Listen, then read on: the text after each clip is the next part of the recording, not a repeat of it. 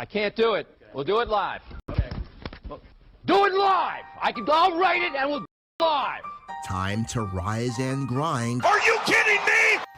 Doing smoke! And let's get this banter going. It's bacon! This is Snowman in the Morning. Does anybody else feel like a fried egg? And it begins now. I want you to get up now. I want all of you to get up out of your chairs. I want you to get up right now and go to the window, open it, and stick your head out and yell, I think I just broke my chair. He did what? Has anybody ever told you you have a serious impulse control problem? But one cause for me to follow. Almighty the bum! We go. Oh, yeah! Here's the kick now. The pitch, fastball is hit in the air to left center field. Robles calling for it. He's under it waiting, and he makes the catch! He makes the catch! Bang! Zoomed down the fireworks! A National League championship winning W is in the box! And for the first time since 1933, we'll have a World Series in the nation's capital! The Nationals celebrate to the left of the mound. They come streaking out of the bullpen. And we'll say it now. Remember where you are. So you remember where you were at 8 minutes past 11 o'clock on October 15th, 2019, when you heard the Nationals have won the National League Championship, and they will play for the World Championship, the World Series, to begin next Tuesday night in a place to be determined, Houston or New York. Unbelievable! And off we go. Good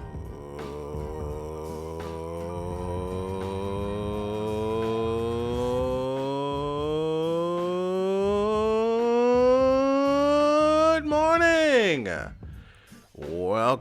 Welcome to the Thursday edition of Snowman in the Morning, one day before the Hallelujah Day of the week, which of course is Friday. Lots to get into this morning. I want to thank everybody that has tuned in over the course. There we go. Of our first this is our sixth season of Snowman in the Morning. Thank you all for tuning in. We are presented in part by IBMC Lending. Whether it's a home loan, a business loan, or just a way for you to get through, IBMC Lending is the way to go. Also by SDW Virtual Executive Assistant, handling your business your way. Also, we're presented by those cookies, whether it's the peanut butter, the chocolate chip, or the red velvet cookie crumble. You won't believe these cookies are gluten-free. I said that, gluten-free. Just go to thetosecookies.com for more information. If you want to advertise with us, all you have to do is call the number that you see. That's 812-742-9729, or drop an email to snowmaninthemorning@gmail.com. That is snowmaninthemorning@gmail.com. As I mentioned, lots to get into, including a history lesson about the Washington Nationals. I'll have that discussion with Mike Lyle at the bottom of hour 2. I got Kyle Senra to talk some fantasy football. Yes, I said it. Fantasy football will be our chat during hour 1. And it'll be the bottom of this hour. I'm apologizing for the picture for those of you that are watching us on our Facebook Live feed. We're in the process of getting all things together, and we're going to get it done. We're going to get everything together as we go along here on Snowman in the Morning. As I said, we are into our 6th season. You can catch us on iHeartRadio as well as Spotify, TuneIn, and our streaming partners, Full Press Radio Live, FPC Radio Live, courtesy of Full Press Coverage, the Lake County Sports Network, back up in my hometown, KSRN Arizona, as well as the Western Reserve Digital Network, and our flagship station, Arena Sports Net. Thank you all for joining us, and let's dive into it, shall we? Thursday night football tonight between the Kansas City Chiefs and the Denver Broncos. Broncos coming off of a shutout of the Tennessee Titans. And the Kansas City Chiefs coming off of a loss. Yeah, a loss. 2 straight losses, as a matter of fact. Once to the Indianapolis Colts. That occurred on Sunday Night Football. And the second to the Houston Texans. A bunch of rising stars looking to keep the theme going. They beat Kansas City and Kansas City 31-24 using the blueprint that was used by the aforementioned Indianapolis Colts. And that was to possess the football. That is exactly what the Denver Broncos are looking to do. Keep the exciting Pat Mahomes off the field. Excuse me a moment. You want to keep Pat Mahomes off the field. That's the key. Against the high-flying offense of the Kansas City Chiefs, you want to possess the football if you're the Denver Broncos, which means you got to find some way to get your running game going, and you got to keep your defense off the field, because if you haven't learned anything about Patrick Mahomes and the high-flying Chiefs, once they get going, they are very tough to stop. Very tough to stop. So it's going to be a great matchup tonight in Denver with the Kansas City Chiefs and the Denver Broncos.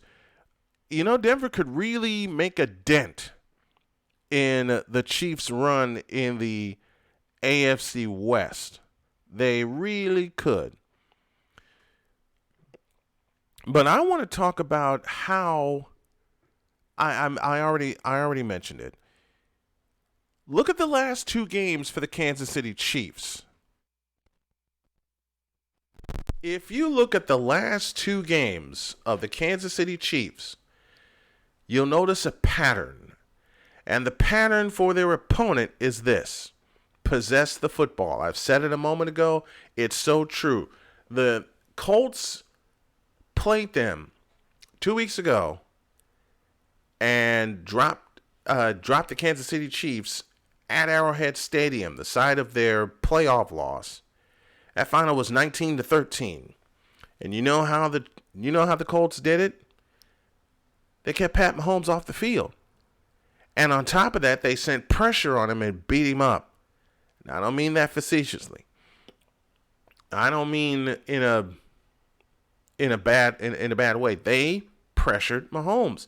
It's like with everybody running the West Coast offense. You have to get Mahomes out of his rhythm. You have to get Mahomes out of rhythm. If you get him out of rhythm, then you'll force him to make mistakes. Everyone, as I said, loves to run the West Coast offense. And with the West Coast offense comes timing, comes rhythm, comes decision making. Force Pat Mahomes. If you're Denver, you force Pat Mahomes to make bad decisions. That's with any quarterback that loves to depend on rhythm. Of course, Bill Walsh was the godfather of the West Coast offense when he coached the San Francisco 49ers. You got to take Mahomes out of his rhythm. And yes, he has Tyreek Hill back. But at the same token, take his weapons away. Take his weapons away. That includes McCoy. That includes Tyreek Hill. That includes Travis Kelce. You put the game in Mahomes' hands. Force him to make the decisions that would cost him games and not win him games. If he's comfortable and he's upright in the pocket and allowed to dance around and allowed to scan downfield and allowed to do what he needs to do to get there, then Denver's going to have a lot of problems. On paper, if you think about it, even though the Chiefs have lost 2 in a row, it looks like a very colossal mismatch. A colossal mismatch. And the reason I say it looks like a colossal mismatch Well, you got the Chiefs on one side and you got the Broncos on the other. The Chiefs have had very recent success. The Broncos have not.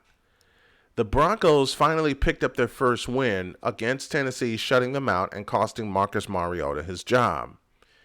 You got Pat Mahomes, who's established in Kansas City, one of the best quarterbacks to watch in the league.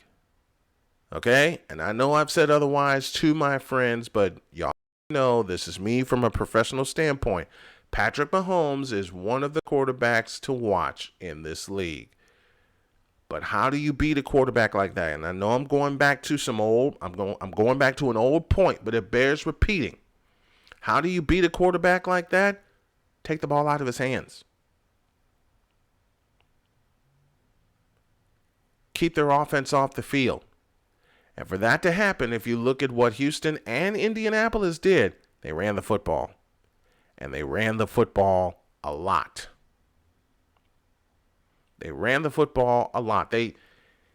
I'll throw this number at you. 37 minutes. 37 minutes is how long the Colts and the Texans possessed the football. Patrick Mahomes was dinged up against Indianapolis. Remember, he was limping very badly on a couple of occasions. He's not at full strength, but he's going to suit up and play. And if he ever gets back to full strength, and I know he will. If he gets back to full strength, he's a joy to watch. But you have to force him to make bad decisions. And in terms of bad decisions, there's one way you can get a quarterback like that depends on rhythm and depends on timing to make bad decisions. Pressure.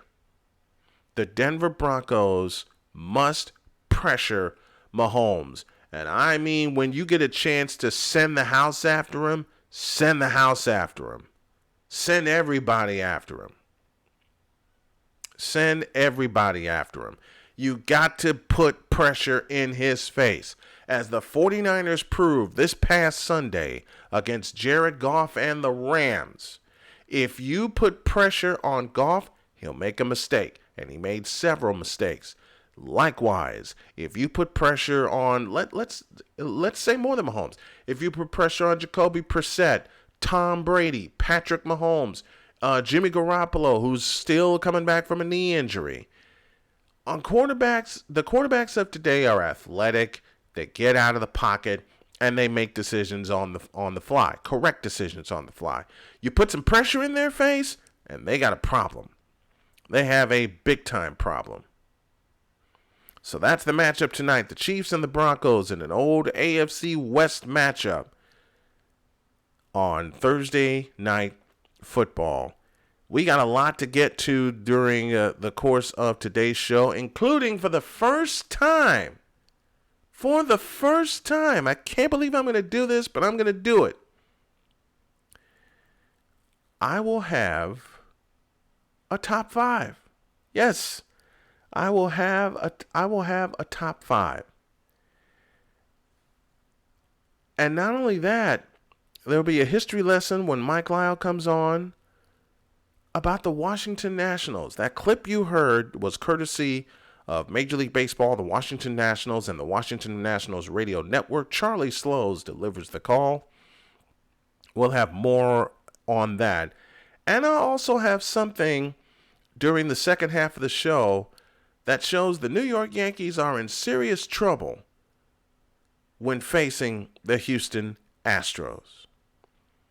Lots to go here on this show this morning. I have a very special guest coming up. His name is Kyle Senra, and we'll talk some fantasy football. But until then, Snowman in the Morning is brought to you in part by, those cookies, whether it is the peanut butter, the chocolate chip, or the red velvet cookie crumble. You won't believe these cookies are gluten-free. I said that, folks. Gluten-free they are. Visit them online at thosecookies.com.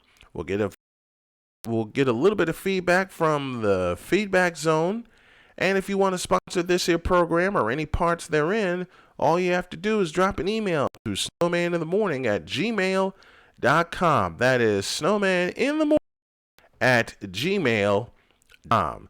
Now, why would a snowman want to talk some fantasy sports? It seems to be the thing to do. So I'm going to throw my hat in the ring and do my best. It includes a funny story as well. Snowman in the Morning, off and rolling on this Thirsty Thursday.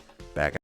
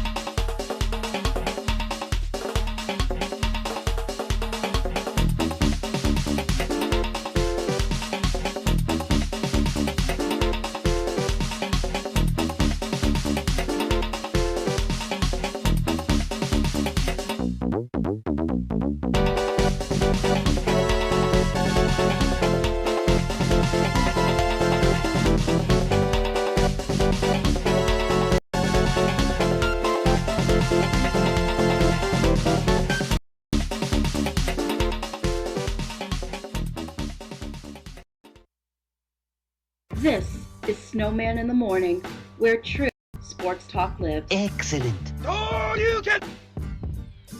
Feedback zone is open. Twitter, Facebook, Instagram, the ID you need. SIT Morning. And if you want to hit the line real quick before I welcome my first guest, you can do so. And the line's open right now at 812-742-9729. Once again, 812-742-9729. This segment brought to you by SDW Virtual Executive Assistant, handling your business your way. And I want to thank all the folks that have tuned in. Again, the feedback zone is open.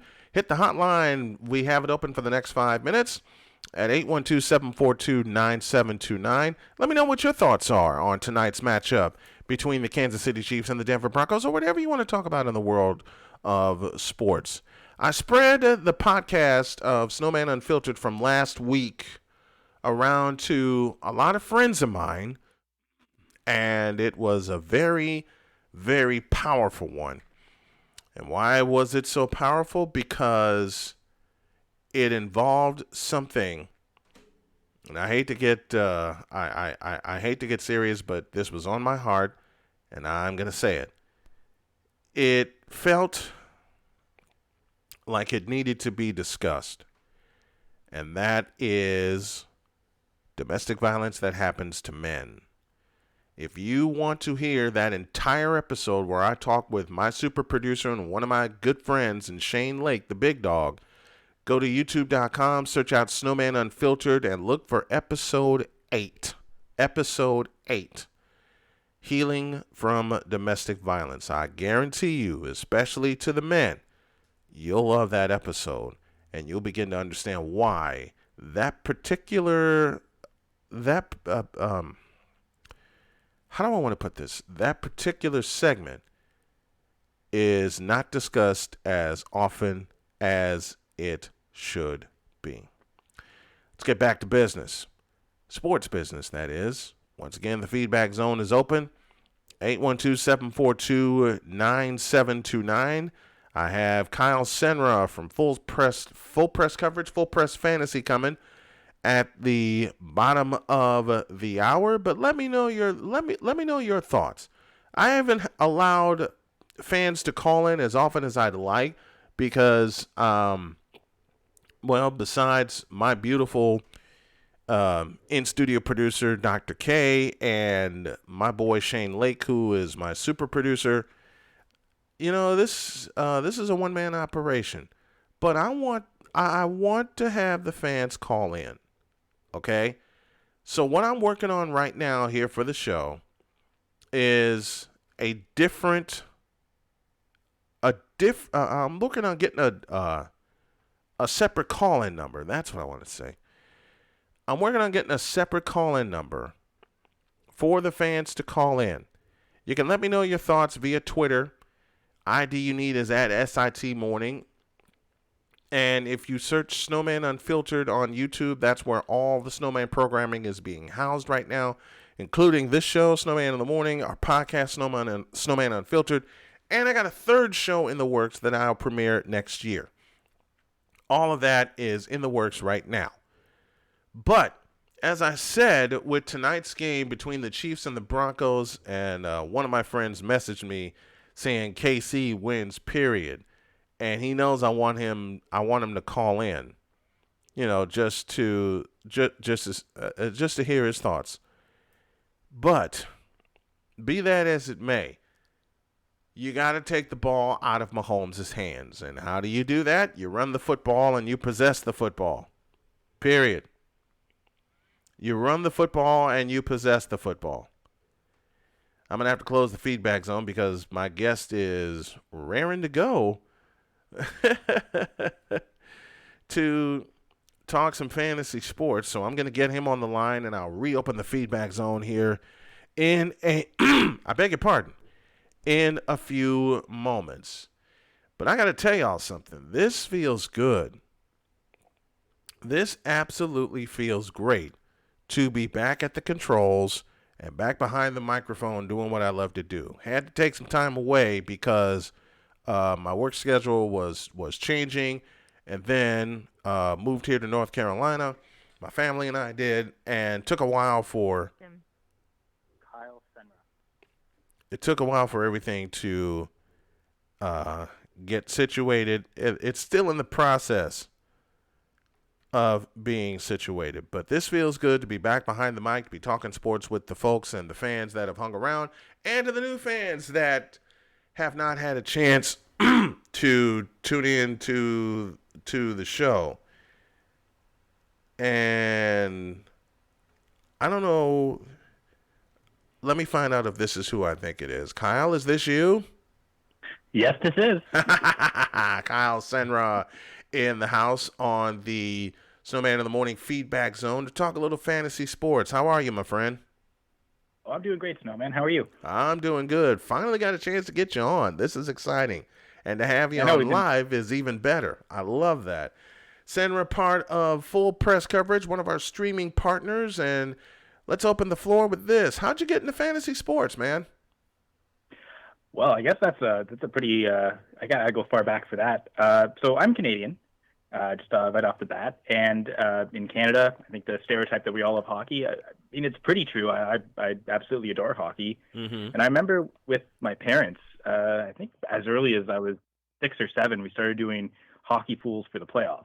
Nice. Where, you before the playoffs start, you pick your team for the entire length of the playoffs. So it wasn't necessarily about always getting the players the most points. You had to consider, okay, how far are these teams going to go? So there was sort of this element of multiple aspects you had to consider when making these picks. And I felt that, so even as a 7-year-old, I always kind of liked collecting hockey cards and looking at all the stats and then the numbers behind it all.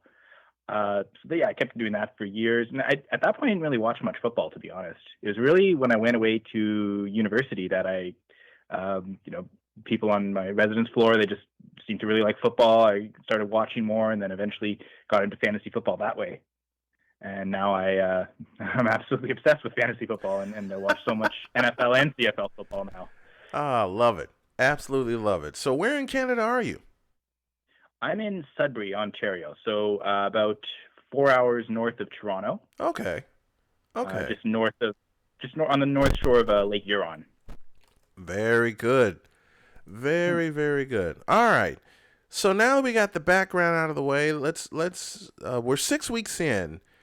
Who has peaked, who has performed well, and who hasn't performed well? So one thing I'm looking at right now for full point PPR points per game is some of the players right now. Just because at this point we have bye weeks and some players have injured, so I felt total points isn't as indicative right now as points per game. I want to look at that.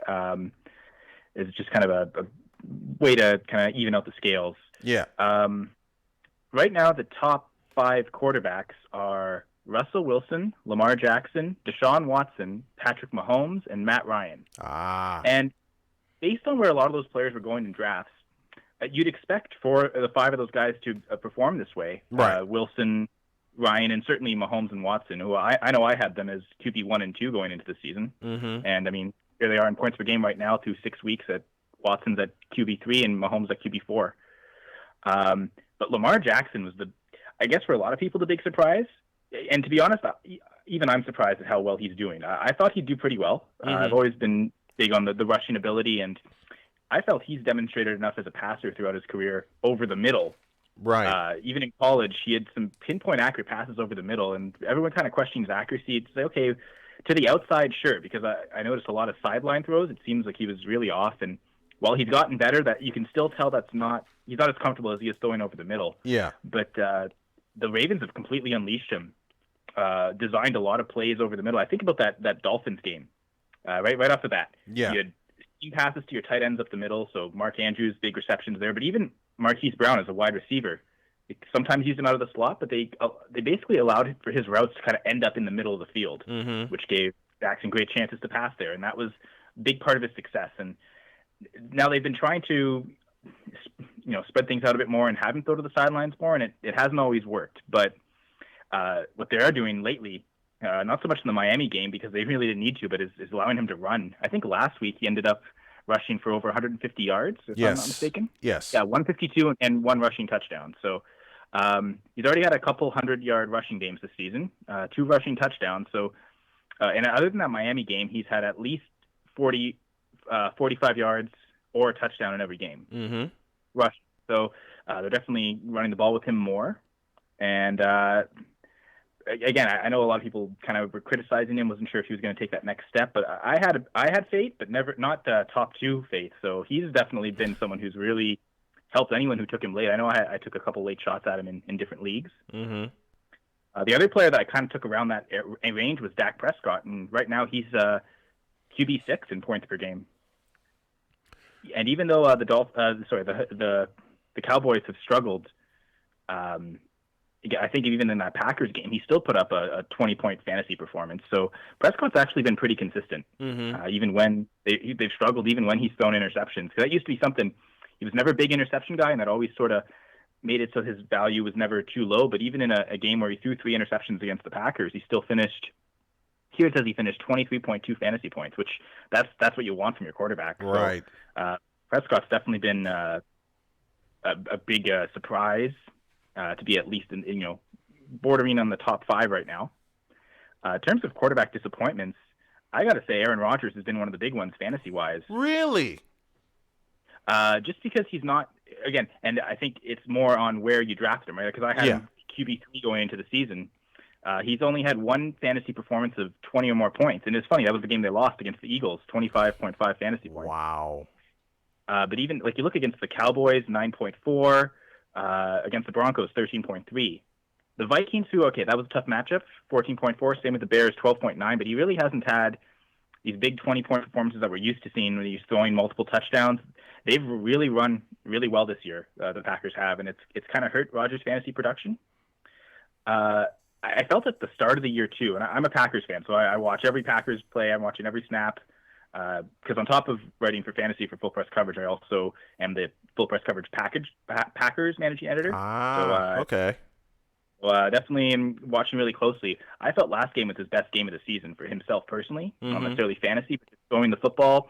He was placing the ball in pinpoint perfect spots, and through the first 5 weeks, there were definitely some overthrows at times. I remember one against the Cowboys where he had Allison kind of open on a seam route, and he just kind of overthrew it on him. If he had, put it a little lower, Allison probably would have got it. Would have been a big gain. So, not something you're used to seeing. But I think last game, the mistakes that were made, the interceptions, they were all in the receivers. I think of the Darius Shepard interception where Rodgers threw a pass that was going to be a touchdown, and Shepard fell over, hits him in the face mask, and bounces right into Justin Coleman's hands. Yeah.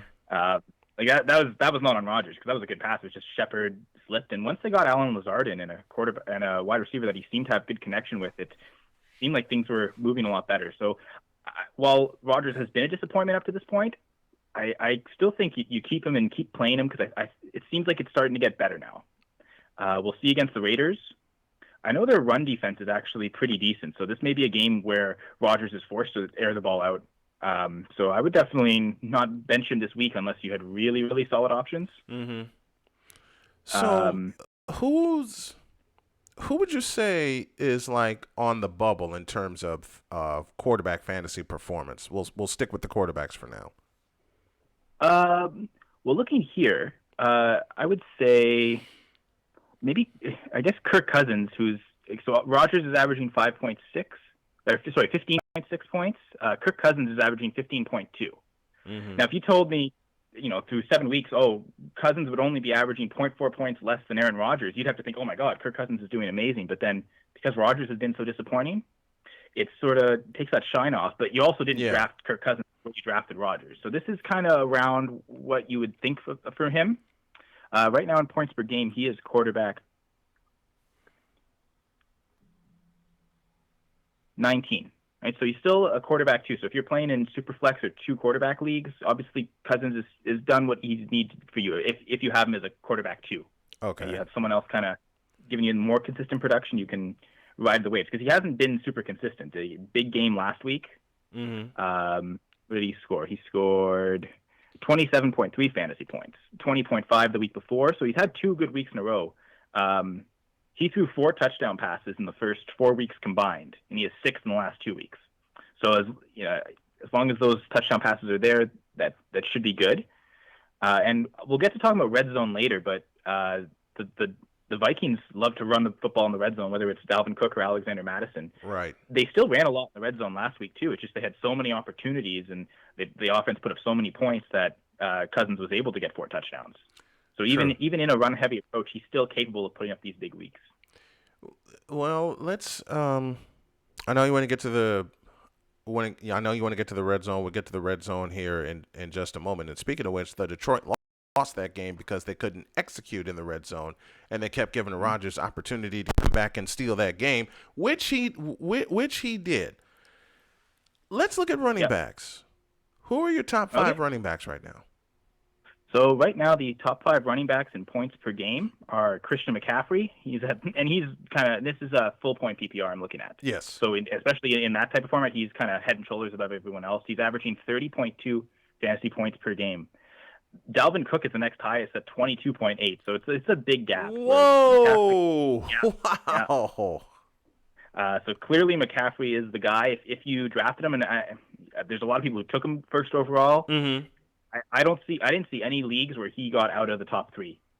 So you had to make that investment on him, but he's paid off on it as early of a high investment as that was. And not to say that the other players taken around then don't have a chance to get up to that level, but it certainly does seem like McCaffrey has been the guy for fantasy this year, and those who have him are super happy about that. Let me throw a name at you that could make that could rise, but a lot of people don't think he will. Let me throw the name Matt Breida at you. What's your analysis of him in fantasy points? So right now he is at 13.4 on an average per game. That puts him at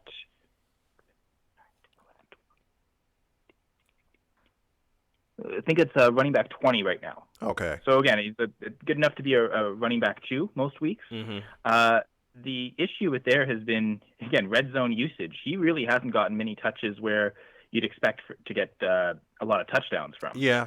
And he's put up yards. He only has 1 touchdown on the season. And, 2. Yeah, he got 2 against Cleveland. 1 running, 1 receiving. But that's it. Outside of that Cleveland game, he hasn't gotten in the end zone. And now that Tevin Coleman's back in tow, it actually does seem like that could be the normal again of him not really scoring too much. And he's going to have to rely on getting 100-yard games, which, again, he had against Cincinnati, he put up 14.2 fantasy points based on 121 yards rushing. Yeah. So he did it without scoring touchdowns, but then what you really want, because against Cleveland, he scored 27.9. So those big boom weeks, he's going to need to score, and that's going to be tough. Again, do you want me to talk about the red zone stuff now? Because Go ahead. 49ers. Go ahead. Well, so weeks 2 and 3, Jeff Wilson got 13 red zone carries, including 5 carries inside the 5-yard line. Mm-hmm. And I believe in that stretch he scored a couple touchdowns in those 2 games.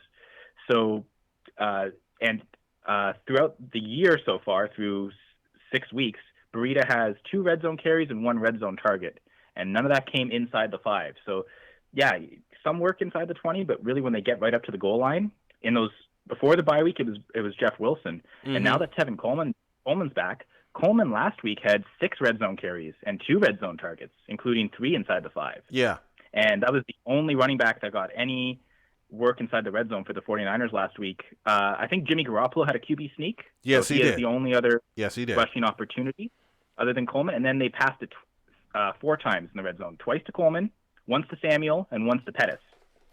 I think Kittle has 9 red zone targets on the year, so most weeks he's going to get some work there. Mm-hmm. But it looks like Tevin Coleman is their main red zone weapon for them, at least until he gets hurt again, and then it'll probably go back to Jeff Wilson. So it seems like Breida is always being passed over in that regard.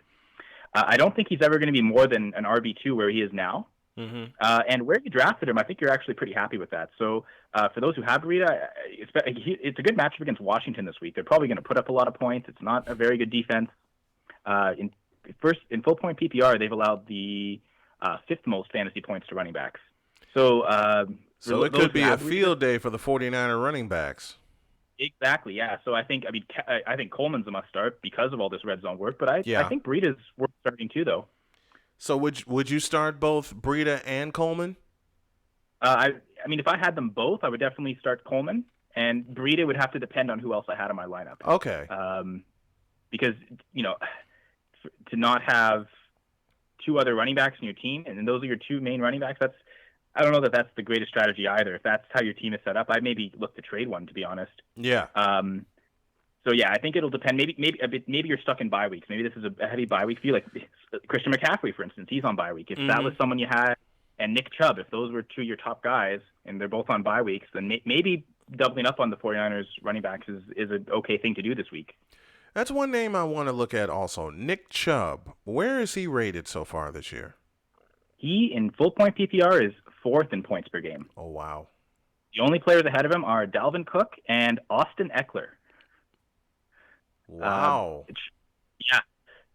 And I think Eckler, a lot of it is heavy touchdown usage, heavy red zone usage in those first few weeks, but that's kind of scaled back now. So I wouldn't be shocked if Chubb is above Eckler by actually he's on a bye week this week, but a couple weeks from now, he could, I think, pass Eckler in points per game and certainly total points. So what about some other red zone usage? Who could surprise this week in the red zone? Because you basically gave me a layup because my team I follow is the 49ers. So you basically are giving me a layup because I know they're playing the Washington Redskins this week, And I'm still on a high considering they went to Los Angeles and beat the Rams and held them to 7 points. But who else should get the start this week? And matter of fact, that's one popular segment. You know, people like to call it start 'em and sit 'em. I'll come up with another name for it. But who starts, who sits? Well, I'm going to look at tonight's Thursday night game, actually. So the Chiefs, one thing with them is, and this goes back to last year too. I'm pretty sure they were first in total points, if not second. Mm-hmm. I think they were 24th in time of possession. So throughout all of Patrick Mahomes' time in the NFL as a starter, they've been incredibly efficient, and they can score from anywhere on the field, and it doesn't take very long. But they're also leaving their defense out there often. And the last 2 weeks, that's come back to bite them because they haven't really possessed the ball that much. And I talked about that at the top of the show in previewing this. If the Broncos are going to beat the Chiefs, you got to get the Chiefs' offense off the field. You got to keep their offense off the field. Yeah, exactly. And I think one way the Chiefs can maybe prevent that is to run the football. Denver's actually got a really good pass defense. The pass rush, while they took a while for them to get sacks, they were kind of pressuring a lot. I remember the Packers game, for instance. They got a lot of pressures on Rodgers. He was just throwing the ball away, so they didn't get any sacks. But still, Von Miller they were getting close. And then Chris Harris has been shutting down opposing receivers all year. That he has. I remember Devontae Adams. Now he's injured, so obviously that's going to be the bigger issue than his performance. But he had some poor games at the start of the year, including that game against Denver. I think he had 4 catches for 40 yards.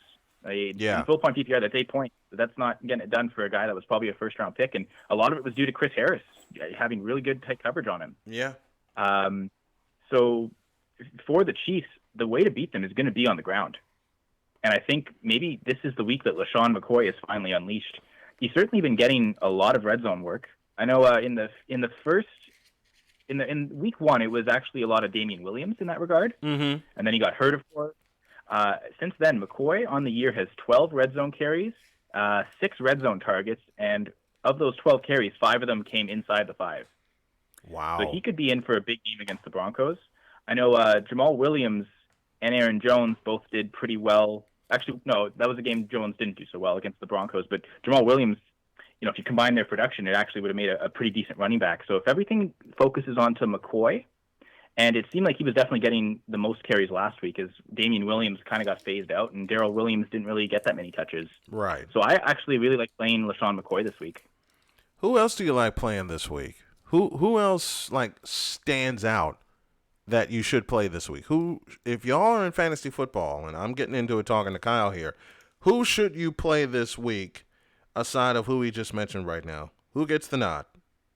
I mean, is Josh Jacobs, is he too obvious of a start?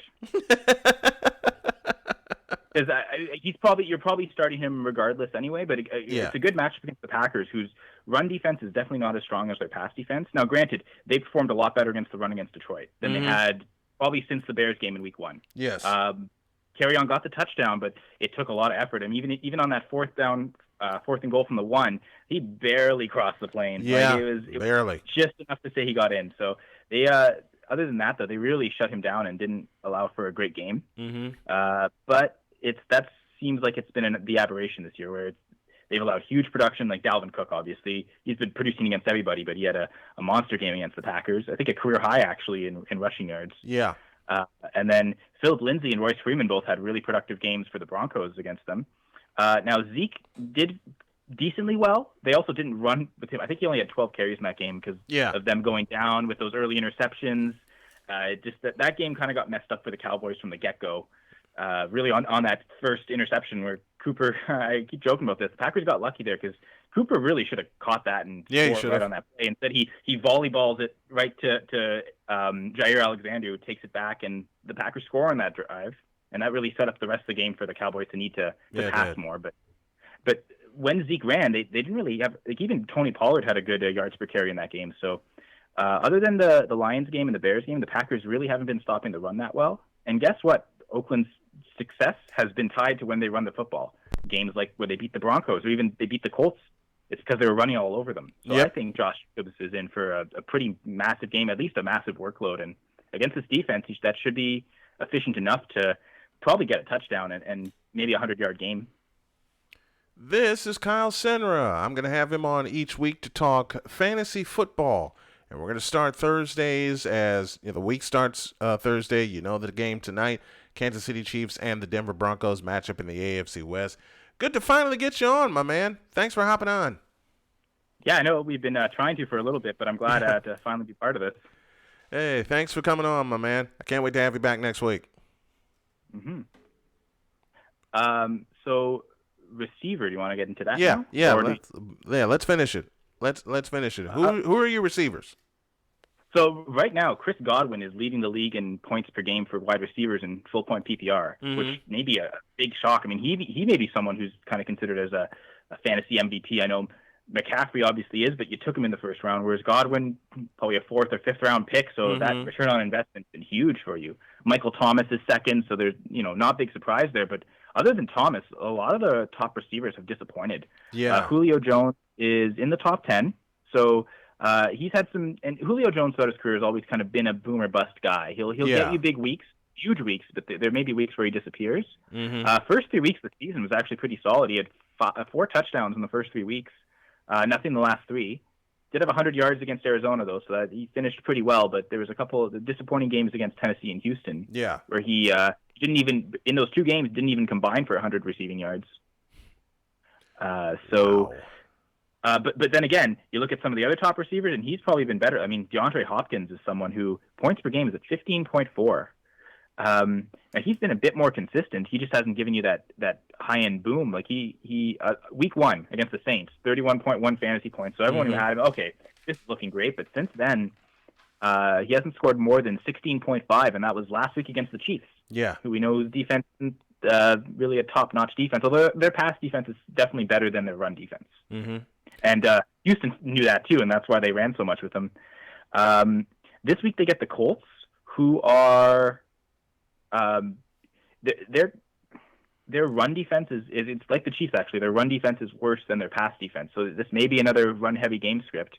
I'm not saying bench DeAndre Hopkins. I know the league admin. I'm definitely not benching him, but he's been a big disappointment for you. Devontae Adams also a disappointment.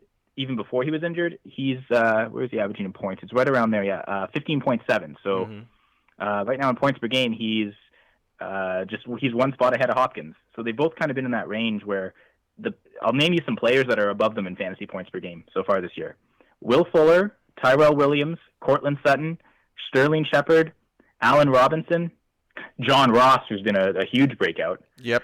Those are not players you'd expect to be outscoring Adams and Hopkins. So right. With Adams, we're going to have to wait to see when he comes back from this injury. I know foot injuries can linger, and the Packers being 5-1, I don't think have any reason to rush him back. True. So I don't think we're seeing him this week in Oakland, and it could be another 2-3 weeks before he gets back on the field. For a team that has Super Bowl aspirations, they're going to want to make sure he's fully healthy, especially because they've gotten lucky in some of these games and are 5-1 right now. And again, as a Packers fan and someone who watches them a lot, I'll admit it's a lucky 5-1. They've been executing well, but they've also a lot of teams have made mistakes against them, and I know both Trubisky and Cousins in those first 2 weeks for them to go 2-0 and 2-0 in the division. They both threw red zone interceptions at the very end of the game in the fourth quarter. That those really turned the tide. I mean, if Trubisky gets a touchdown there, the game's probably tied. We'll see. Chicago kicking is always a bit of an issue, but it does seem like Pinheiro has been pretty solid for them this year. Yeah. And then Vikings, they got that huge lead against them, and then they allowed 16 straight points, and luckily they scored 21, so it didn't matter. But a touchdown there, Vikings take the lead, and that game maybe looks a little different too. So we'll say the Packers have kind of gotten lucky, and I don't think they're going to waste that luck by testing Devontae Adams. So unfortunately, if you have Adams, I know I do in a couple spots, so I was definitely willing to use a lot of first-round picks on him. You have to hold him. I hope you have different options. I know in one league I had to trade Le'Veon Bell away just because I was desperate at receiver. I ended up getting Adam Thielen, and I'm hoping that I've got him and Galladay. I can put those two as an every week starters while I wait for Adams to get back. Okay. It's a league where I'm 1-5 in, so I couldn't really wait much longer. I really needed to make this trade. I'm deep enough at running back that I could afford to give away my top running back in order to get a top receiver like that. Because sometimes you got to do that in fantasy. That's where your team's at, and you got to make decisions. I really didn't want to trade Bell, but at this point it was, I'm desperate for wins. He's playing the Patriots this week, so I don't love the matchup. So I felt go after a guy like Thielen, who I can plug and play pretty much every week now. Even though hasn't had a high passing volume, it seems like Thielen's gotten consistent production. There was the week against the Bears, which again, it's the Bears defense. He got 2.6 points. Other than that, though, he's had at least 12.5 points every week. Yeah. So he's been pretty consistent. He's actually in the top 10, he's 12th actually in 13th, in points per game for wide receivers. So just outside wide receiver one. So the Thielen's been decent enough. A big surprise though, maybe DJ Chark, who's in the top 5 right now. 18 fantasy points per game. He's tied with Terry McLaurin, who's another big surprise. I didn't really think it's great fantasy production to come out of Washington this year, but Terry McLaurin's really impressed, and now that Case Keenum is back under center, he's probably going to keep doing what he's doing. Although again, tough matchup this week, not because of the secondary, but because of the 49ers pass rush, as you know, which is one of the best units in the whole league. Dynamite. He's got a lot of first-round talent on that line, and it's good to see that it's finally come together. That it's just another exciting team in the NFC to make this playoff race so enticing for all these teams. Absolutely. One more quick question before we close up shop here. Sure. Who's the defense that you start this week? Well, it depends on what's available, right? I mean, the 49ers would be the obvious choice playing Washington. Even though I wouldn't necessarily bench McLaurin if you had better options, because a defense can still do well and a receiver can go off on that team, right? It could be they force a few turnovers, but the one receiver could have a big game, right? So I think there's a world where both the 49ers defense and Terry McLaurin are good plays. It seems like it would be the most obvious play. It's just, are they available in leagues, right? That may not be a streaming defense option. It probably was. They probably weren't drafted. So if you recognize what was going on early and jumped on it quick, kudos to you, because the 49ers are probably a great defense to have. Obviously, the Bills, they're playing the Dolphins. Again, if they're available, go grab them, but they may not be available in many leagues. And then the other, so you look at those teams that are probably going to commit turnovers and not score very many points. I like the Jags defense this week, going up against the Bengals. I know it's on the road, and you tend to kind of prefer home defenses, but the problem with the Bengals this year has been offensive line. And the one success the Jags have had over the course of the last 3 seasons has been pass rush. Their defensive line is very scary, and even without Ramsey, that pass rush is still going to be lethal. So I don't know how the Bengals get anything going against the Jags. The one Bengals player I'd still play, and even though I'm kind of he's maybe arguably the biggest disappointment this year, is Joe Mixon. Looking at Football Outsiders DVOA, that's defense adjusted value over average, they have the Jaguars as the least efficient run defense this season so far through 6 weeks. The Dolphins and Chiefs are right there, 2 and 3, but the Jags are about an average against the pass too. So they haven't necessarily been performing up to their standard. They've also had a lot of tough matchups. I think the Saints last week, although no Breeze, but still a great offense all around Bridgewater, great offensive line. This offensive line is not very good. So This is definitely a game where the Jaguars could key off and get a lot of pressures and sacks and maybe force some turnovers that way. So looking at those 3 defenses, the 49ers, the Bills, and the Jags, I think have the 3 best matchups. No surprise they're playing Washington, Dolphins, and Bengals, who are, I think, arguably the 3 worst teams in the league. So I think for most weeks, look at those matchups and try and pick on one of those 3 teams as best as you can. Well, that's our fantasy football discussion for this week. We're going to iron out some things. I love having him on. I can't wait to have him back on. And we're going to keep doing this because people have suggested for a long time that I bring some fantasy sports talk to the show. Here it is, Kyle Senra from Full Press Coverage and Full Press Fantasy. Also, Full Press Packers. Go to fullpresscoverage.com and follow this man. He's got some great coverage. Thanks a lot, my man. Appreciate the time. Well, thank you for having me on, Snowman. I love it. Kyle Senra from Full Press Coverage joining us here this morning. And normally I'm due for a break, but someone wants to call in. So before I do take my top of the second hour break, I'm going to talk to this young man and have some fun with him. And the fellow, his name is Tyree, and he's a big-time Michigan fan. Hey, y'all know I'm going to have fun with that, but He just said, let me know when a slot's available for him to call in. Well, Ty, you got your chance. And for the folks that are tuning in, I hope you get your chance to call in because Mike Lyle is due at the bottom of hour 2. And we're going to talk all things Washington Nationals and all things World Series. And I got my thoughts on why the Yankees could be in serious trouble and why I feel this. There was a segment that I listened to this morning, and it kind of hit home. And the great Bob Wischusen gave me some thoughts about that. And while I'm waiting for my caller, I want y'all to think about something when it comes to the New York Yankees. When it comes to baseball, how do you win World Series? You win by pitching. I'll get to more on that in just a moment. And I think I have Tyree on the line. Good morning, sir. Hey, how's it going, sir? It's for the record, it's Ray. I know it's it's Ray. crazy. Okay. I messed that up, but it's good. It's good to have you on, man. Yes, man. It's good to be here. It's nice and early. We got sports going on. We got some great football that's about to happen later. Yes. And I think it's going to be a great game down in Denver. No doubt about it. I also don't see KC losing. They can't afford to catch another L tonight. If they catch another L tonight, that AFC West division is in serious peril. If the Chiefs lose tonight. It'd be up for grabs at that point. But yeah. I think Mahomes is going to be my homeboy tonight, and he's going to throw for some. Don't get me wrong. Denver do got some crazy defense, but I just think with the last 2 games that they lost in the way that Detroit played them, they have the game plan out of that. Speaking of Detroit, I said this earlier in the show. You and I talked about it briefly. How inept is that offense to settle for 5 field goals when you get 6 shots in the red zone against the Packers, who've been playing some dynamite defense this year?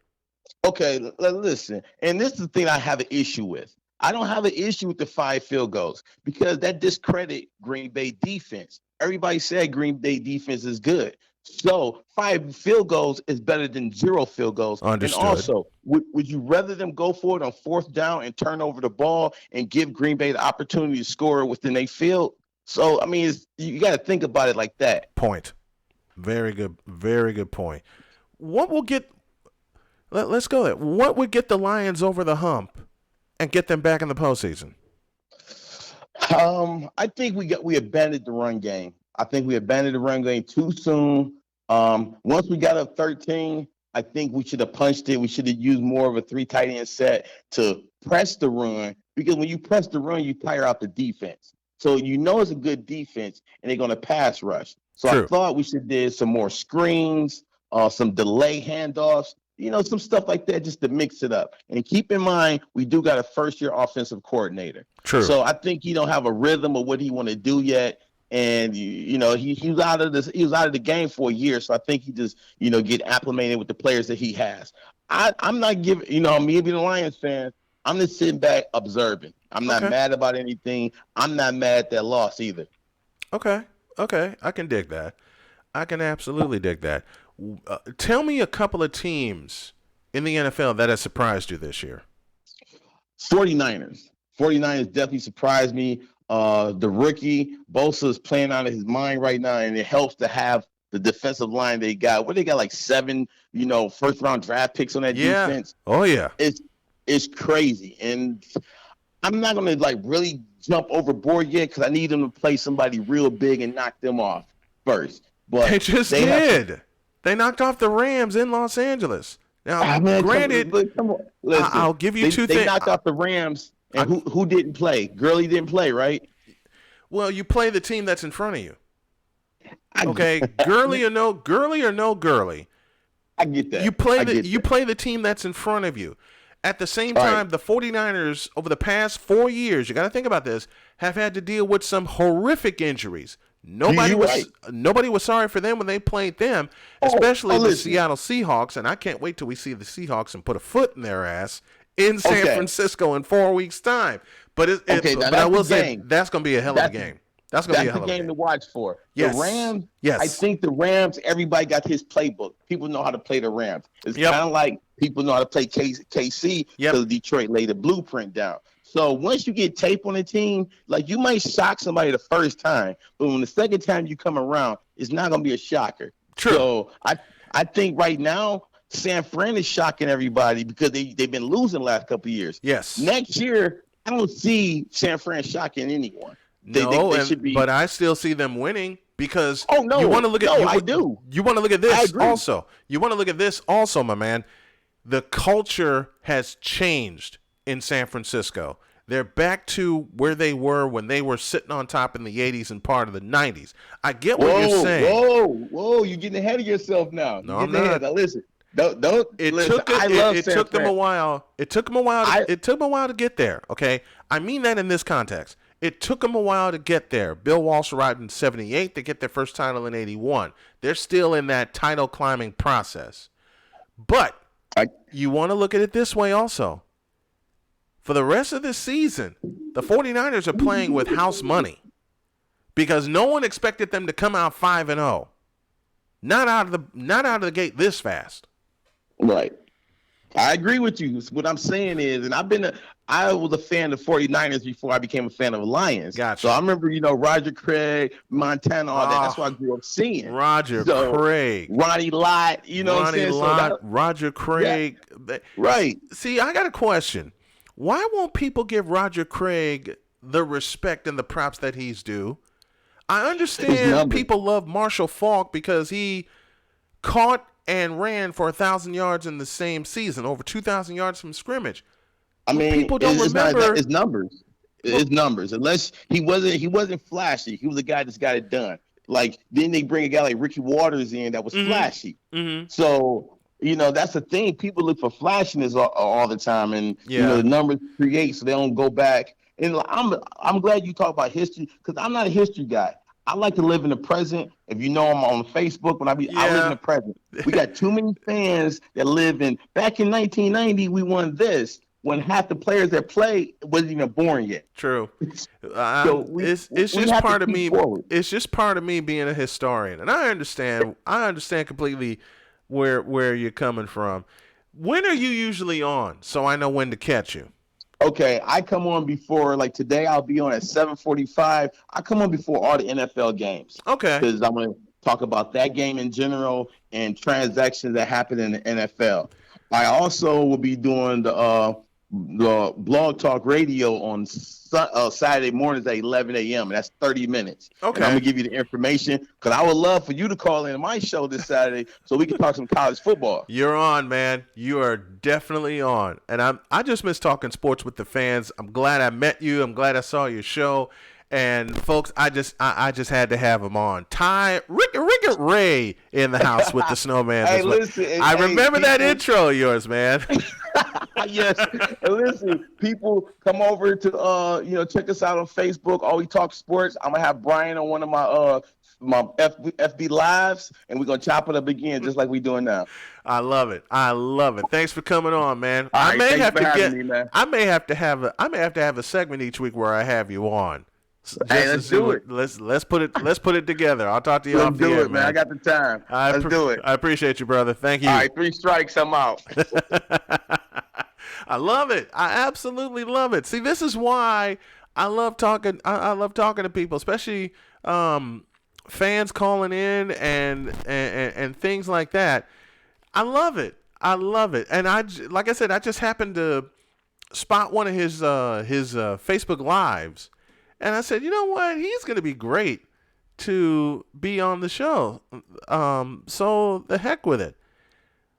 I figured, why not? It's worth a shot. Now I'm really overdue for a break. But if you want to sponsor this program, please do. Call the number 812-742-9729 or drop an email to snowmaninthemorning@gmail.com. That is snowmaninthemorning@gmail.com. Hey, you want to go see your favorite football, your favorite college football team play, all you have to do is contact the folks at Game Day Guide, providing travel necessities and ticket essentials to support your favorite team while they play under the pressure of away games. Remember, there is no such thing as an away game with Game Day Guide. Visit them online at game-day-guide.com. And once again, if you want to sponsor this here podcast and this here show, drop an email to snowman@gmail.com. That's snowmaninthemorning@gmail.com. I'm having fun again. I hope y'all are enjoying it too. Take a break. When we come back, I'll talk some baseball. And at the bottom of the hour, I'll have Michael Lyle of the Lyle Files to talk the history of the Washington Nationals, who made some history this week. All that and more on the second half of Snowman in the Morning. Back in a deuce.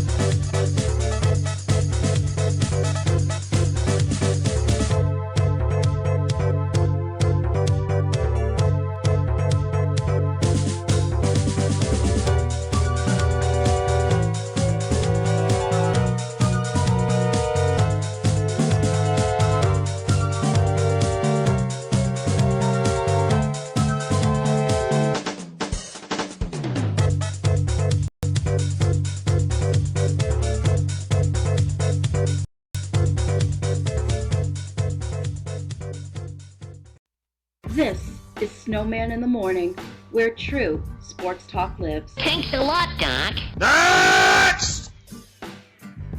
This portion of Snowman in the Morning brought to you in part by SDW Virtual Executive Assistant, handling your business your way. And also brought to you in part by, those cookies, whether it is the chocolate chip, the peanut butter, the personal favorite of the Snow household, or the red velvet cookie crumble. You won't believe that those cookies are gluten-free. I couldn't believe it when I was eating the darn things. Yes, they are gluten-free. Thosecookies.com for more information. You know what? I wanted to do something I never done before. So, with that thought in mind, I'm going to cue up a little something here. I've been thinking about doing it. Didn't know how I was going to execute it. You know what? I figure, why not?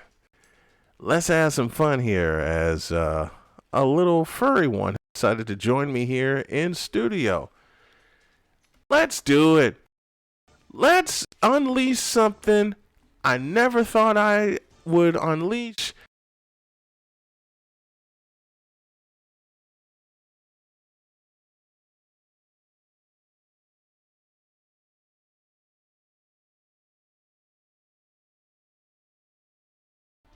There it is. There it is. So gonna have to start this again. Do me a favor. Go with me on this one. And it's time for Snowman's Top 5. These are my top 5 teams in the NFL coming into this week, into week number 7. Let's start at number 5, and I'll give you the New Orleans Saints. Drew Brees is nowhere around because he's nursing an injury right now, but Teddy Bridgewater is around, and Teddy Bridgewater has been doing his thing. He's been holding this team together, and they have a very, very crucial test coming up this Sunday. It's a 4:20. It's a late kickoff. It's a 4:25 kickoff at Soldier Field when they take on the Bears, and that'll be live. I believe CBS has that call. At number 4, I didn't want to put him on the list, but I had to just because of the way that they are playing right now. That is Russell Wilson and the Seattle Seahawks. Russell Wilson has been playing out of his mind, and he's garnering a lot of MVP votes right now, and rightfully so. He's got a difficult test coming up when the defense called the Baltimore Ravens, who are at 4-2, come to the link to test the Seahawks in that loud house in Seattle. At number 3, you gotta put him on the list. I didn't want to because of very personal feelings, but you know what? The facts are out there. He took advantage of an inept Detroit offense. That would be Aaron Rodgers and the Green Bay Packers, sitting at 5-1 as well. Their lone loss on the year was a loss to the Philadelphia Eagles. And I expect the Eagles to make a run into my top 5 very, very soon. There are some teams on the outside that are looking in, but Aaron Rodgers is Aaron Rodgers, and he's been doing the doggone thing. At number 2, the team I have loved since 1981, the San Francisco 49ers. 5-0. They get the Washington Redskins this week before they resume some great competition. Jimmy Garoppolo's been doing it, but that defense is absolutely dynamite. And the 49ers sit at number 2. And the reason they're at number 2 is because this team, the New England Patriots, are at number 1 at 6-0. They have one more win than the 49ers. They also have Tom Brady. As much as I don't like talking about him, it's the truth. The Patriots, the defending Super Bowl champions, round out my top 5. And that's the premiere of Snowman's Top 5 here on Snowman in the Morning. I'll do it every Thursday before the week kicks off. Of course, it kicks off this week. People ask, I know you're going to ask me, where are the Kansas City Chiefs in this? They've suffered 2 straight losses. The Indianapolis Colts are on the outside looking in. The Houston Texans are on the outside looking in. The Chicago Bears are on the outside looking in. If you want me to do a 10, let me know. I'll make it a top 10. We'll start at a top 5 for now. Folks, do me a favor. I got Mike Lyle coming at the bottom of the show, but you can ring the show right now at 812-742-9729. As I said before, working on a separate call-in number for the show, and I got reasons for that, but stick around. We're putting everything together here on Snowman in the Morning. I want to bring up a point. Since we're going to talk baseball for the remainder of the show, I want to bring up a point that Bob Wischusen made and I happened to catch.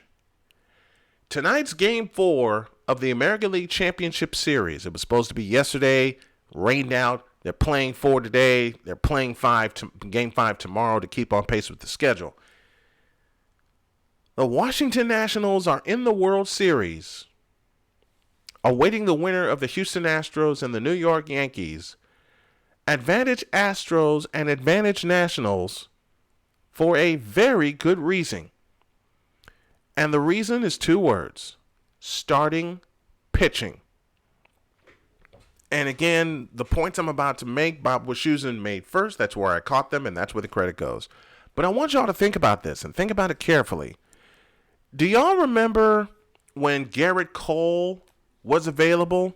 Do you remember when Justin Verlander was available? Do you remember when Patrick Corbin was available? Jacob DeGrom,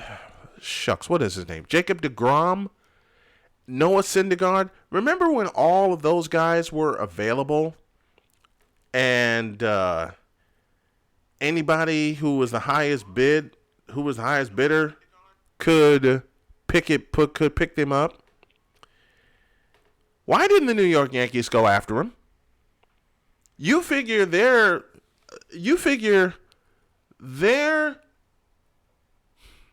modus operandi, as my beautiful wife would say, that's what I can come up with, was we go get the best talent and we win all the time. That has since changed. Think about it. That has since changed. Because now the New York Yankees don't want to part with any of their draft picks. They don't want to part with any of their young talent. Their modus operandi, again, thank you, Dr. K, for that, is this. We got the baby bombers. We have the most powerful lineup in the majors, which I don't think is true. We don't need frontline starting pitching. Well, I want to take you back to something, and it goes like this. My sister Nicole is watching the Facebook Live feed. What's up, sis? I love you. Listen to me carefully. You have to win playoff games with starting pitching. The Houston Astros have proven it. The Washington Nationals have proven it. Unfortunately, the Los Angeles Dodgers have not, because they haven't had that powerful starting pitching. Hell, I can't believe I'm going to do this. I'll even throw the Cubs into this conversation briefly. But when you talk about sustained success, you have to have starting pitching. The Astros have it. The Nationals have it. The Yankees do not. The Nationals proved it, leaning on Strasburg, Corbin, Scherzer, Anibal Sanchez. Sanchez and Scherzer flirted with no-hitters in the first 2 games of the National League Championship Series. What's that tell you? I mean, the Nationals are not even supposed to be at this point. And they're not supposed to be at this point because a lot of people thought they didn't have enough horses to get there. Well, they got there, and then some. They got there, and then some. And the fun part is, they're busy proving to everyone that we can and will do this.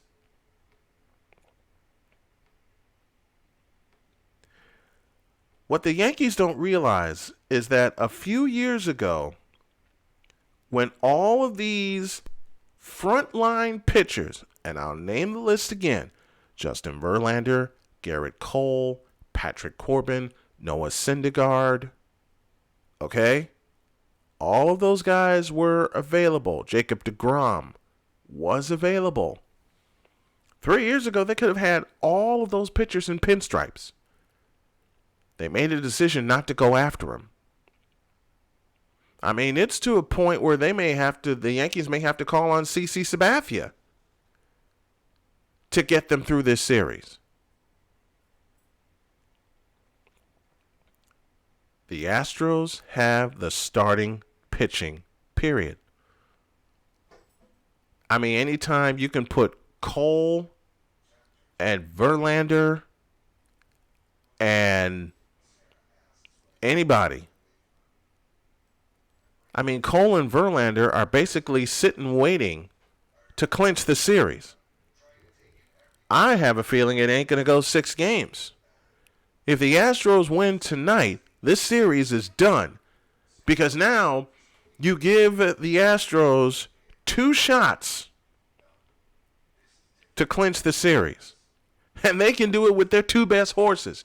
A team I remember being in this kind of conversation was 2003 with the Chicago Cubs, up 3-1 on the Florida Marlins. And yes, I said Florida Marlins at the time.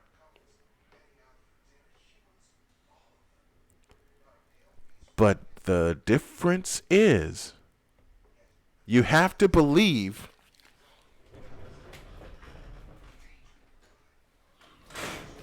that the Astros are going to get the job done.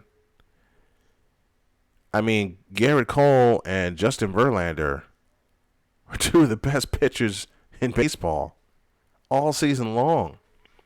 Doesn't matter what league, they were the best pitchers all season long. And then on top of that, you know who the Yankees had a chance to get but didn't get him? Tonight's starter for the Astros, Zach Greinke. So you got Greinke, who's going to absolutely give you 7 innings tonight, unless the Yankees jump him early, and that could totally be possible. But then if Zach Greinke gives him 7 innings and the Astros win tonight, the only way this series goes back to Texas, as if one of the aces in waiting don't do their job in New York in Game 5. Big difference between the Yankees and the Astros.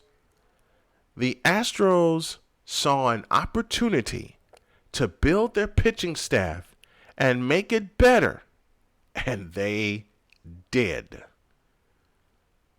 They traded for Verlander. They snatched Garrett Cole. They snatched Zach Greinke. And no one expected Greinke. Well, everyone expected Greinke to get moved from Arizona. They just didn't expect him to land in Houston. Whoops.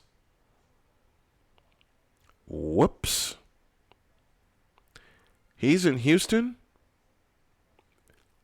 And the Astros have a chance to close out the Yankees in New York in this American League Championship Series. And then, should the Astros do that, you have the 2 best pitching staffs going at each other for a world championship, which is how it should be. The Yankees made a mistake 3 years ago. 3 years ago and beyond. They made mistake after mistake after mistake by not shoring up their pitching. Starting pitching. Folks that can eat up innings. Guys that can get outs. Guys that can carry you and not tax your bullpen. Remember the White Sox in 2005? How they won? They had the 4 horsemen of starting pitching. John Garland, Freddie Garcia, Mark Burley, Jose Contreras. Hell, Jose Contreras started every Game 1 of their playoff run. And Contreras was considered the lightest of the load. Think about it. They were more worried. Everybody in the playoffs were more worried about Garland, Garcia, and Burley, and didn't give a damn about Jose Contreras. And Contreras had the nastiest wipeout pitch ever, that forkball. 2 years ago, same thing with Houston. Pitching, and more pitching. San Francisco Giants, 2014. You know the legend, Madison Bumgarner. Madison Bumgarner came out of the bullpen and pitched them to a 7th game win When you have that arm available, you use it. The Yankees don't have that kind of pitcher. The only pitcher that they have that could give them those kind of innings and that kind of performance, he won game 1 of this series. Masahiro Tanaka outdueled Verlander. Weird as it sounds, it's true. And the Yankees were able to put up 7 runs in game 1. They were able to put up 7 runs on the board in game 1. They've only scored 3 runs since then in the last 2 games. And I saw a post that makes things very, very true. Jose Altuve versus Aaron Judge. And anybody who knows me knows where I'm going. And this was a post that was given to me. Jose Altuve is about a foot shorter than Aaron Judge. Altuve has 4 home runs in the postseason. Aaron Judge only has 1. Anybody see something wrong with that picture? I'll tell you what's wrong with that picture. Aaron Judge is getting schooled by veteran pitching in the postseason. Schooled. I hate to say it, but it's the truth. And if the Yankees don't solve Zach Greinke tonight, then the bed that they made 3 years ago by not getting Verlander, not getting Cole, not going after Syndergaard, not going after Jacob deGrom, not going after Zach Greinke, and to a point, Dallas Keuchel. They did not go after any of those guys. Any of them. And you know why? They decided we have our young lineup. They made, and Bob Wischusen put it best, and I love the way he put this. The Yankees made a philosophical decision to go with the youth movement and the Big Bopper lineup and not worry about pitching. Big mistake. And they're going to pay for it. Because in essence, there are 3 aces ready to be dealt to the New York Yankees. That offense better come through big time tonight in New York. They better get the fans on their feet. Because if you allow Zach Greinke to settle into a rhythm, the soul of the Yankees will be taken away from them. Period. The soul of the Yankees will be taken away from them if they don't win tonight. Because now you force, if let's say Zach Greinke wins tonight and outduels Masahiro Tanaka. Tanaka starting game 4. He started game 1. They won game 1. If Greinke outduels Tanaka, the Yankees are in serious trouble. Very serious trouble. And they've been in trouble since they laid the foundation 3 years ago of going with the youth movement and not shoring up their pitching. Everyone loves asking me, why don't you think the Yankees are doing well? Why don't you think the Cubs are doing well? It's pretty simple. It's called starting pitching. The Nationals have 3 of the best. So do the Astros. I wouldn't be surprised if this series ends Friday night in New York. I would not be surprised at all if it ends in New York. When you don't have pitching, especially facing a lineup like the Astros, you ain't got much of a chance to do anything else.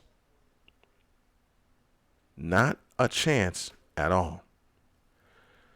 Snowman in the Morning, this portion brought to you in part by Game Day Guide, providing the ticket essentials and the travel necessities to support your favorite team while they play under the pressure of away games. Remember, there is no such thing as an away game with Game Day Guide. Visit them online at game-day-guide.com. And something goes on in the world of sports, there's only one man who can tell us. What the heck's going on out here? These are the Lyle Files. Excellent. The Lyle Files are back, and it's all about the Washington Nationals, if you can believe it. I know this man can. Michael Lyle joins me right now on the hotline. Good morning, sir.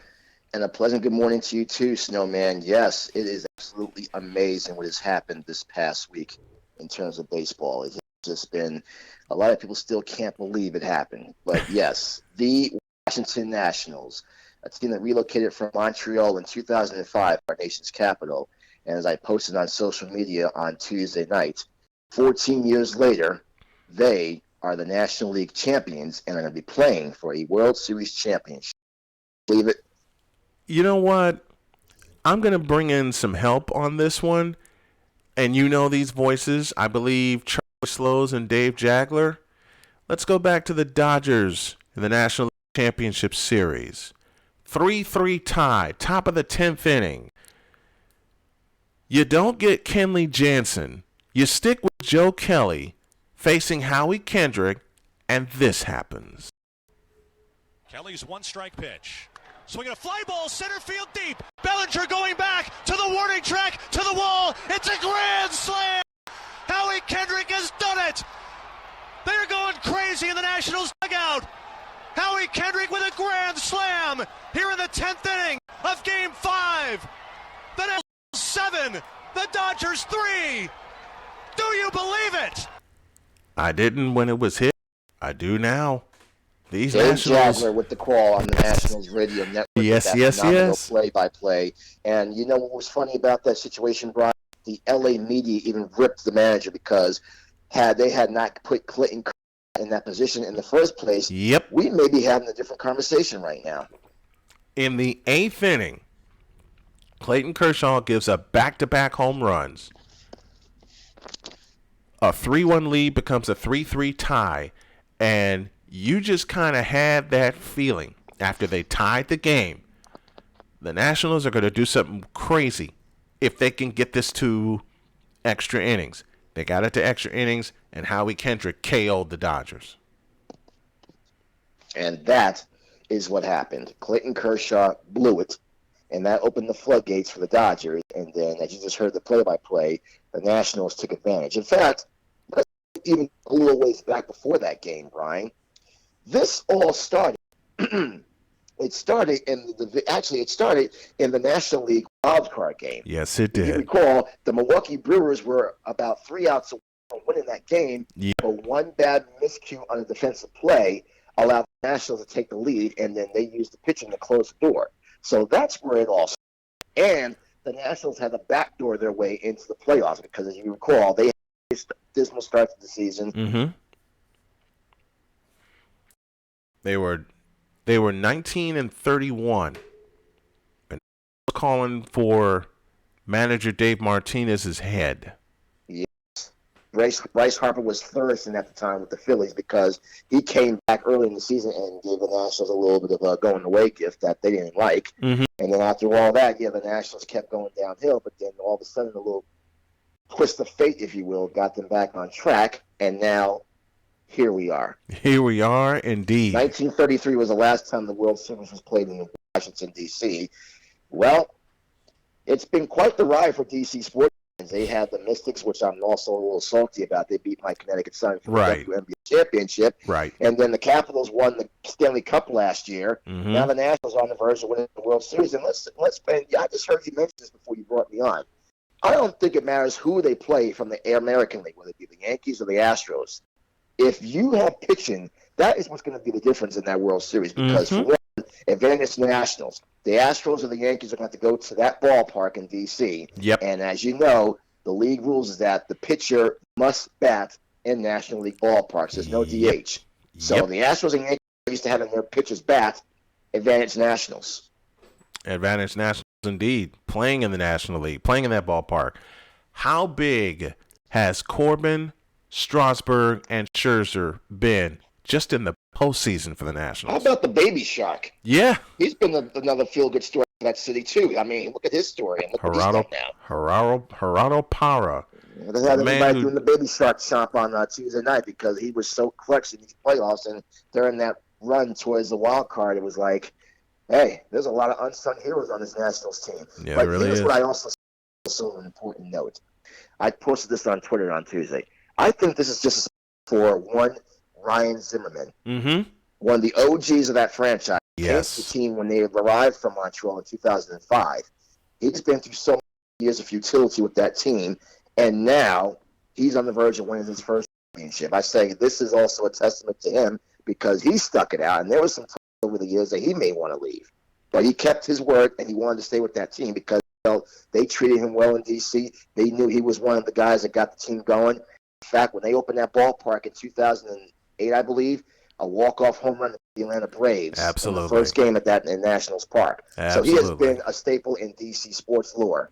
Now he's getting ready to play for a World Series. I think he's going to give it a little bit of a hat tip to him as well. Absolutely. I mean, that I saw that walk-off home run to open Nationals Park against the Atlanta Braves. Here's where I want to go. Sunday Night Baseball. Yes. Sunday night game, too. Yes, indeed. Sunday Night Baseball. Michael Lau joining me for the Lyle Files, talking all things Washington Nationals. Here's something else that I want to touch on. The top two seeds in the National League gone after the division series. The Los Angeles Dodgers and the Atlanta Braves. The way the Cardinals took care of the Braves, hitting them with 10 runs in the first inning in Atlanta, is the same way the Nationals took care of the Cardinals in Game 4 in the clinching game in Washington. Well, you said the other night, Brian, they were playing with house money, and they certainly were because nobody thought the Nationals were going to beat the Cardinals after what the Cardinals did to the Braves, which I think a lot of people were still surprised that the Cardinals did that kind of work against a team that was everybody thought was going to be a contender for the pennant this year. But the Cardinals changed that around quick. And they had a similar run. I mean, the Braves made some mistakes in the first two games of that division series, and that opened the floodgates for the Cardinals. But then the Nationals came in there with a lot of momentum riding high after that Dodgers win. And, hey, they knew what was up against them. They had to go out there and continue to play their game, and they didn't even give in to the pressure of having to be on the road for the first two games. And on top of that, they threw Anibal Sanchez in Game 1, and all he did was flirt with a no-hitter for 7 2/3 innings. The entire world looking at that game, except those of us who knew what was going to happen, they were looking at Sanchez and going, what? It's amazing what pitcher can do this time of year, right? That's why they always say, old adage in sports, it's not how you start. It's how you finish. Thank you. Because now the Nationals are, I don't know what the Vegas odds are right now, but I don't care if it's the Astros or the Yankees. Whoever comes from the American League is going to have their hands full playing against this Nationals team. They are riding all sorts of momentum right now, and rightfully so. They feel they can win this thing altogether, and that would be quite a story for this franchise. Again, even Pedro Martinez on the post-game show the other night, I don't know if you saw, he even made sure to give a hat tip to the Montreal Expos. He even tweeted that. Absolutely. Pedro made sure, because he was a member of that famous 1994 team that was washed away because of the strike that year. But he remembers being a part of the franchise, and they had some glory years when they were in Montreal. And earlier this week, I didn't speak of just the 1994 team. I also spoke of the team that got this far but wasn't able to finish the job. That year was 1981.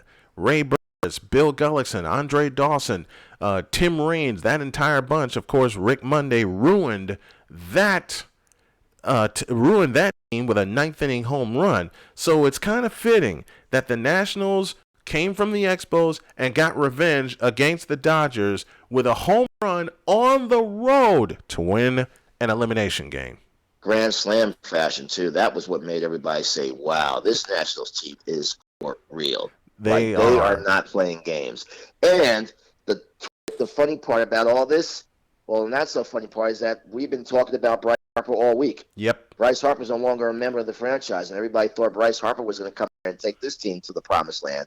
Well, that's how crazy sports is. Bryce Harper got his money in Philadelphia, but unfortunately, he's sitting home watching his team getting to win a World Series championship. And you know what it kind of reminds me of? It kind of reminds me of 2007 New York Giants. Yes. And I say that because Tiki Barber retired the year before the Giants beat the Patriots for the championship and what's been one of the greatest upsets in sports.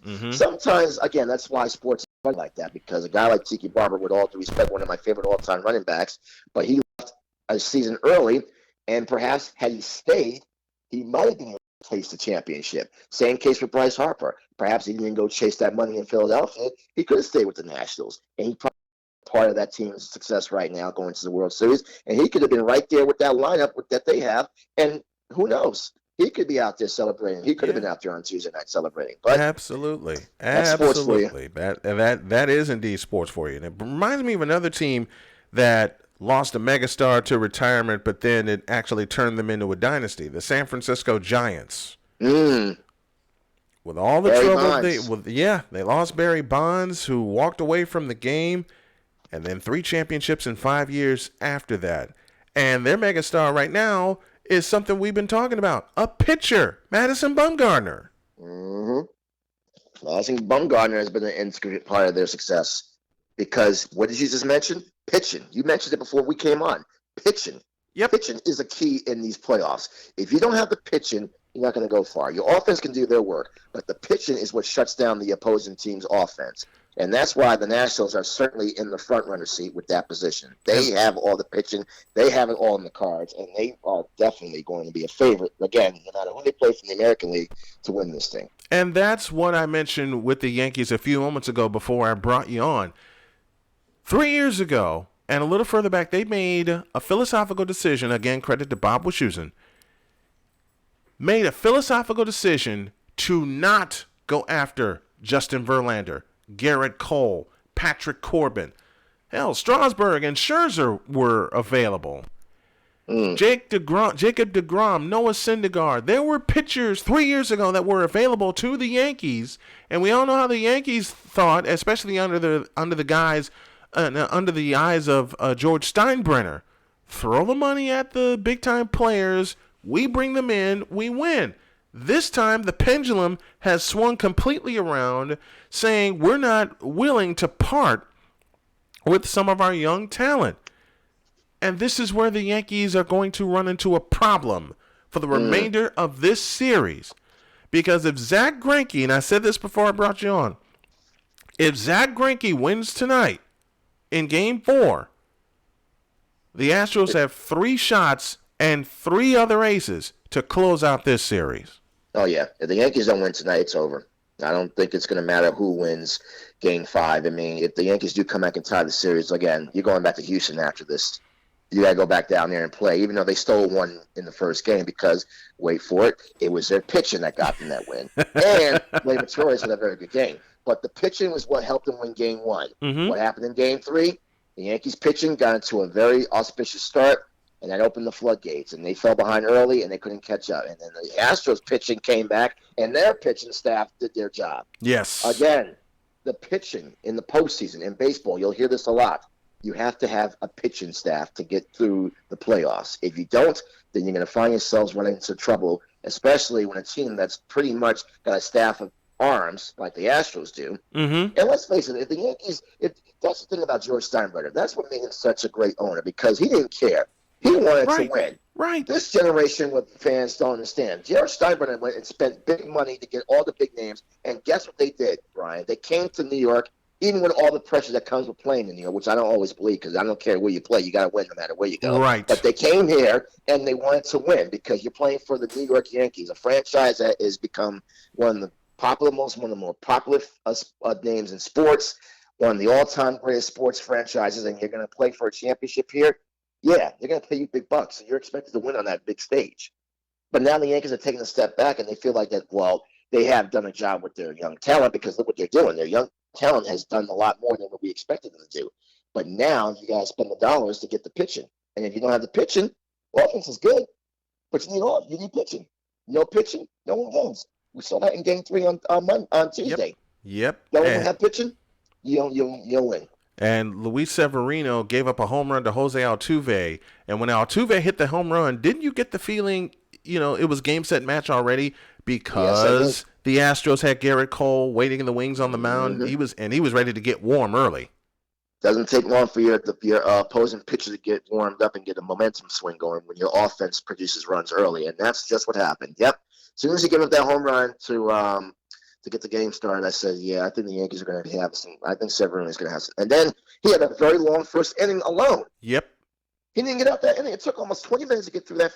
That's usually a sign. When you have to stay around in an inning for that long, that's not a good sign. That means you're working the count, you're working the pitch count, you're working their arm, you're tiring them out early. And then as you're getting in, it's not even the third inning, but yet your pitcher's already throwing 30, 40 pitches to start the game. That's not a good sign.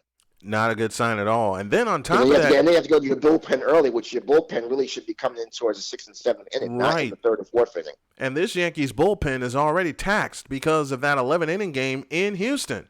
And they were taxed again a couple nights ago.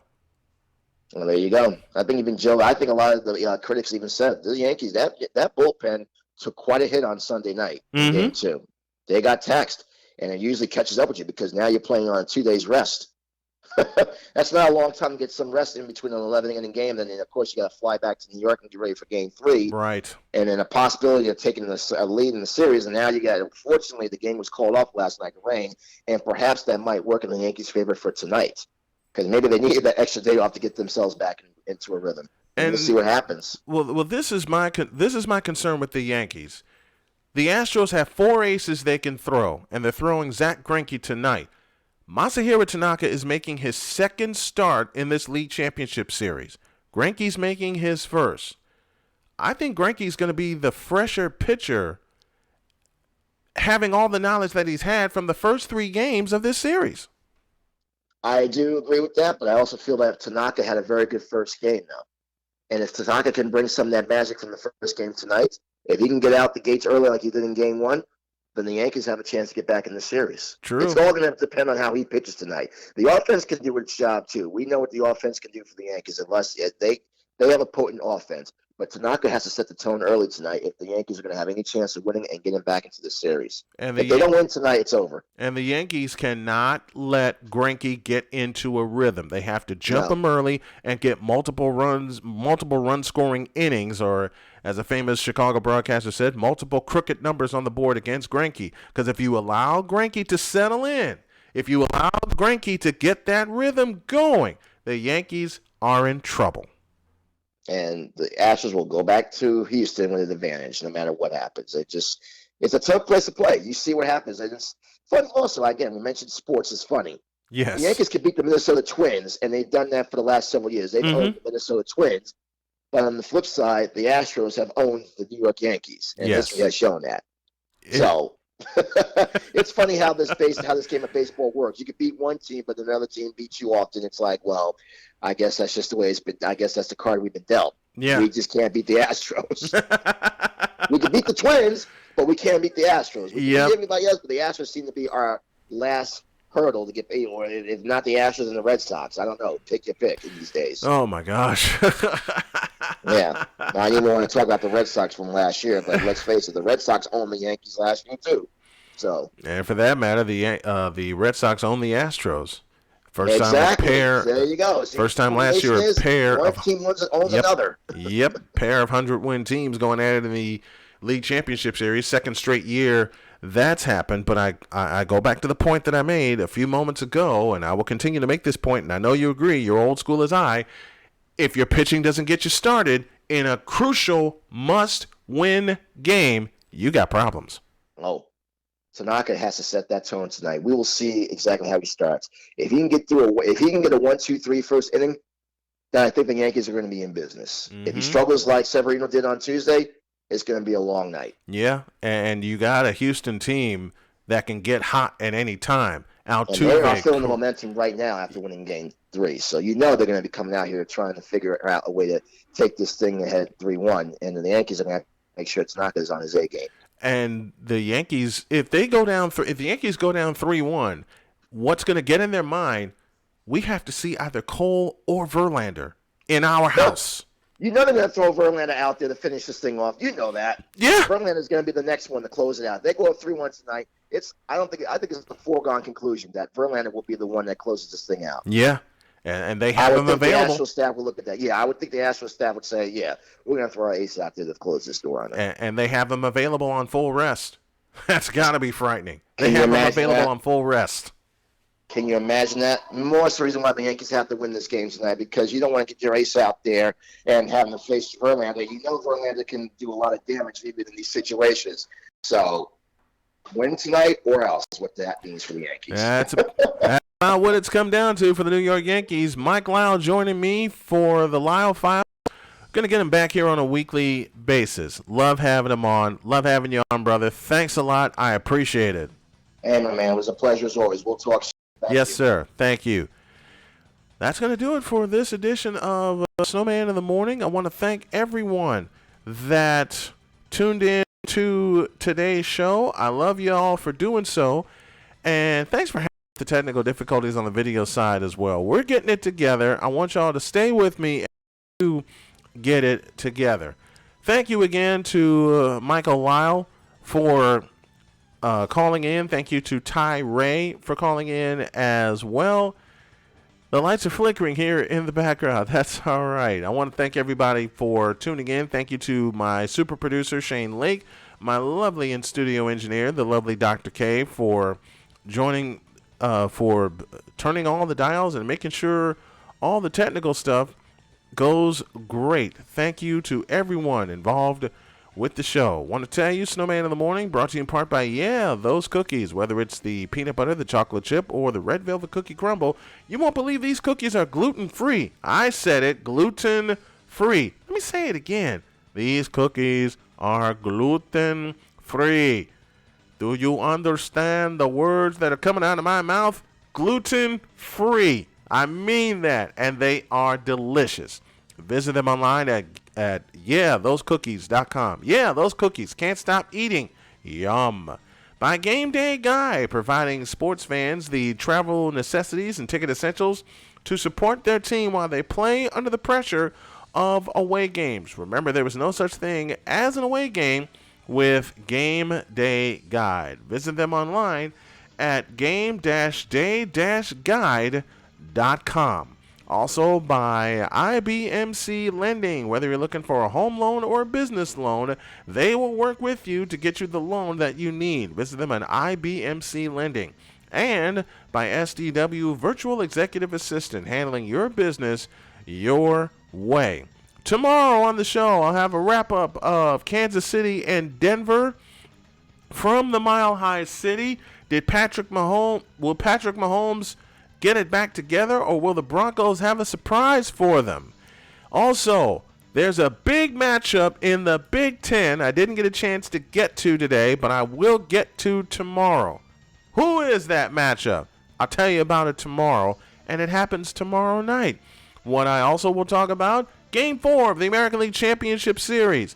Did the Yankees get it together, or did the Houston Astros slip out to a 3-1 lead? All that and a lot more. I'll do my top 5 again in case y'all missed it today, and we'll have a few other bits and pieces and odds and ends and all that good stuff for you. You can catch the podcast beginning at 3 p.m. Eastern Daylight Time today. If you go to iHeartRadio, if you go to TuneIn, as well as Spotify, Google Podcasts, Apple Podcasts, that's where you will find the Snowman in the Morning podcast. Snowman Unfiltered's podcast, the new episode 9, dropped last night. Drop it again tonight. Go to snowmanunfiltered.com for all of that. And with all that being said, I'm out of time. I got to get out of here. Got some stuff to do, and so do you. Subscribe to the Snowman Unfiltered YouTube page. That's where you can find all of the Snowman's programming from here on out. Thank you to the Lake County Sports Network, as well as KSRN Arizona, Full Press Radio, and our flagship station, Arena Sports Net. Till tomorrow, have a great day. God bless. Remember to make your next move your best move, and always remember, if your dreams don't scare you, then they are not big enough. Dream big, do bigger. I am, my family is, and we hope that y'all are also. Until the Friday edition tomorrow, Snowman out.